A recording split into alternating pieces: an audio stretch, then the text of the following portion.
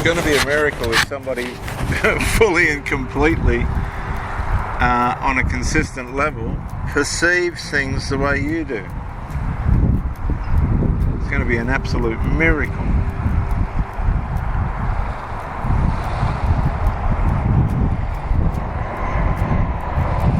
And this is where we blind ourselves. We think our partner's going to continue to perceive things the way we do, but it doesn't work that way. It just doesn't work that way. Sometimes they do, sometimes they don't. Sometimes they just go in the complete, utter and opposite direction. There's nothing we can do about it. That's the free will of humanity. And if you play with the free will of somebody, man, that's going to stir them up. They're just not going to agree. They're just not going to work with you on that. It's just not going to work. So how do you harmonise? You've got to give and take, care and share. Most people will do that. And then you're going to have your conflictive matters and issues. How are you going to work with those?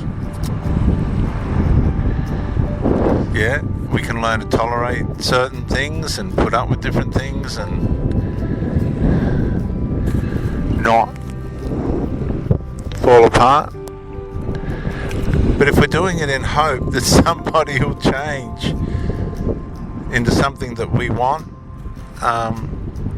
we might be very deluded, because this is what a lot of people do. They think their vision of that person will be enough to change that person into what they want them to be, but that's not necessarily so.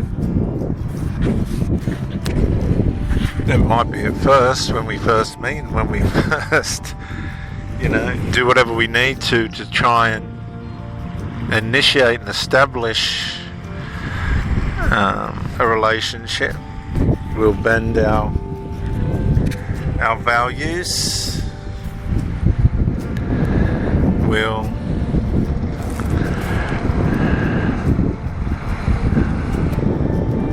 twist our values, we'll lessen them, but as the relationship wears on and the person is actually what they were at the start and not improving because you thought they would, because of you thought you had something that would make them improve, and now you're realizing that was a delusion.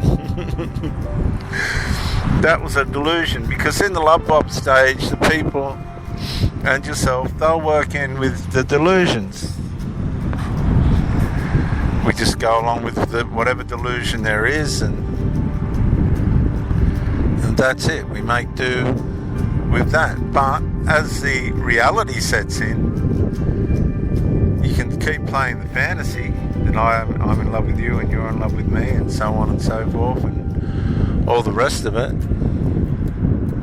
and play all the right parts and this, that and all the other. But what might be going on underneath could be a completely different set of circumstances to what's being shown on the surface.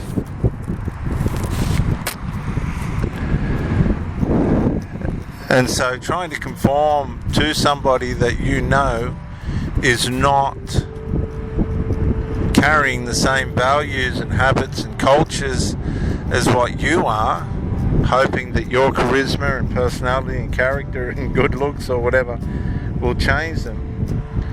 Could be, and probably you've worked out that in a lot of cases this could be the biggest delusion that you've ever got yourself into, and them as well. It's not fair on somebody else if you're purposing yourself to be part of a illusion, because that's destructive. That's not fair. That's not fair on them.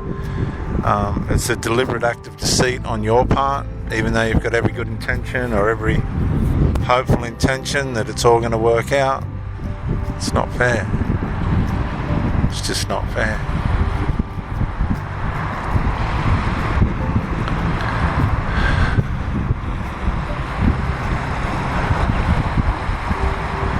I've had women that have said to me, look, I don't think I'll be able to give to you what you need. Well, I'm thinking to myself, well, why did you sleep with me in the first place? Well, they did it because they needed supply. Now, whether you want to call that narcissistic supply or some kind of other sinful supply, whatever the fact is, it's all sinful. Good intention doesn't necessarily promise or display what's right, because your idea of good intention may not necessarily be right, doing right. You might think, well, this is great, I've got this person interested, I've got every intention of trying to make this work, but this person is not meant to be with you. But you manipulate the situation so that they, one way or another, buy into your franchise, your intimate franchise. But they've got no intention of staying. And this is where all the insecurities and all the problems come in, where people feel like they're abandoned and betrayed and all this other stuff, but they're not. You made up an idea that you were going to be able to keep this person interested in who you are and what you're about and all the rest of it, but you were unable to do that. You're just unable to do it. You weren't able to sustain it. It was not sustainable. It wasn't a sustainable idea. And when it comes to individuals, you cannot encroach on somebody's freedom. I've had partners keep turning up, ask them to fix things, but in some cases they just were not going to be able to, because the problem was too close to them. To fix the problem would be to confront somebody they've never possibly really had to confront at that level before. You're not valuable enough for them to do it. They don't care enough about you to fix it. So you push on, you think things are going to change. 12 months later, 6 months later, nothing's changed. You're starting to get depressed. You're starting to get anxiety. You're starting to dislike the person.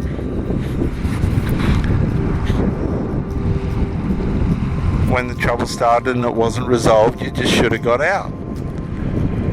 But again, as I always say, our faithfulness, loyalty, devotion and kindness and commitment blind us from the life that we should be living now.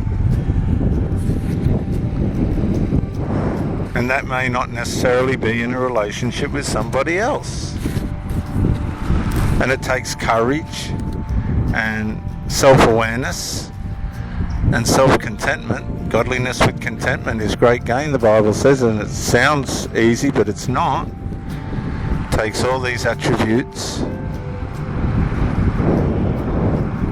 to be formed inside us and nurtured inside us to be able to say, hang on a minute, this ain't right. It's not that the person's that is bad. They're just doing things and have things in their life that I don't have, that I can't do. And that's why they're different. Some tribes and things we're just not supposed to entertain. Families and cultures and domestic cultures as well, not just religious or native cultures. I'm talking about domestic, the way in which people domestically live and deal with things and sort out things. It could be completely opposite to the way that you deal with things. I've seen this. I've been married to a woman, her son moved in, and the whole person changed. There was nothing I could do about it except say I'm sorry, but this ain't the person that I've met, and I'm not going to live with this. That's it. And it comes at a price. Everything comes at a cost on everyone.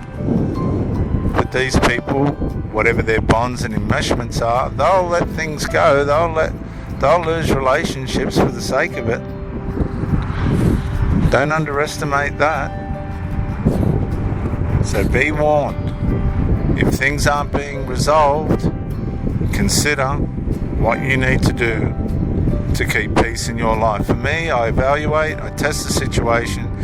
If I realize this is really who the person is, they're not really going to have the value to change, I detach, I watch, I continue to display the best version of myself that I can, and then if they haven't already initiated a deletion of the relationship, then I do that myself. But it's definitely not to be cruel or callous, it's for the benefit of everybody involved.